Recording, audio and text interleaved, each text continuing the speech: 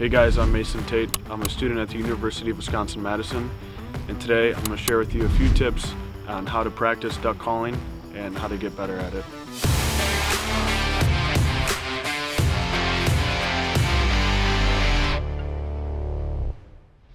So the first thing that I do when I started off duck calling, I recorded myself, and whether it was a contest routine or just trying to sound like a duck, I'd record myself, go back on it, and then figure out what I was doing wrong, and then I'd go watch a bunch of YouTube videos and try to mimic what someone else is doing. When I was younger, when I was first getting into contest calling, I'd practice upwards of 3 to 4 hours a day getting ready for a contest.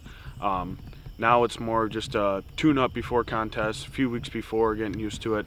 When it comes to hunting season, I'll always keep a call in my car, so whenever I get bored while I'm driving or while I'm scouting, I'll bring that out just to practice before hunting season begins. I'll practice a variety of things, whether that's practicing a new cadence, picking out a new call that I like, tuning a call, you name it. I'm doing it in my car, trying to figure out what I like and what I'm going to use for the upcoming season.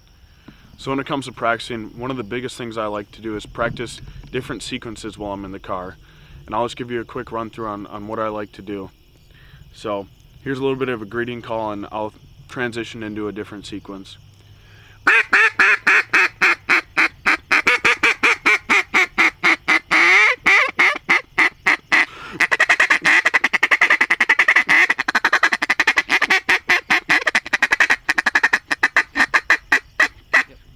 So in that sequence I ran through a greeting call, and I'll show you what that is. And then after that I added in a fast duck, and then a bouncing hen, and then after that I went straight into the feed.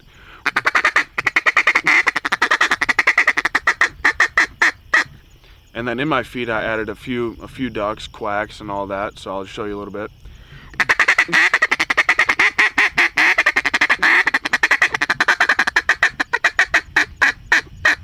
So when you put that all together, it kind of sounds like this.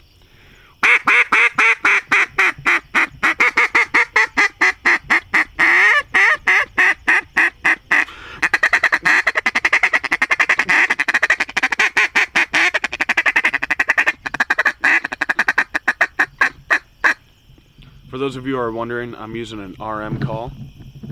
I chose this call because I think it fits me the best. I also use this call for meat contests.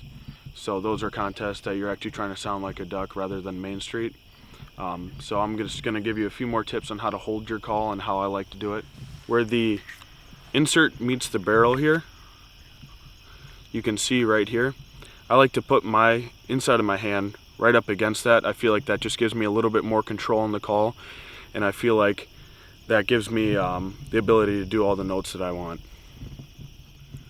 So for the last tip, and probably one of the most important tips, for those of you starting out, I suggest finding a mentor that knows how to duck call and reaching out to them, and whether that's meeting up with them in person or over text or phone call, find someone who knows how to call, and those are the people that are going to be able to help you the best. So one of my biggest mentors is Charles Petty down in Arkansas, and I live up here in Wisconsin, so we communicate through text message where I send him voice memos of my contest routine, and he'll give me feedback, and we'll talk for hours about different routines and what to change up. Obviously we didn't go into too much depth on how to duck call, but my biggest piece of advice would be to practice. Practice is your biggest help.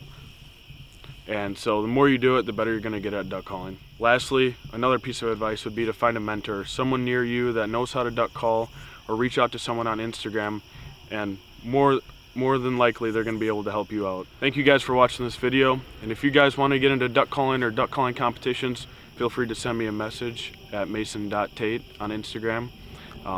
Make sure to like this and follow Campus Waterfowl on Instagram and YouTube. See you guys in the next video.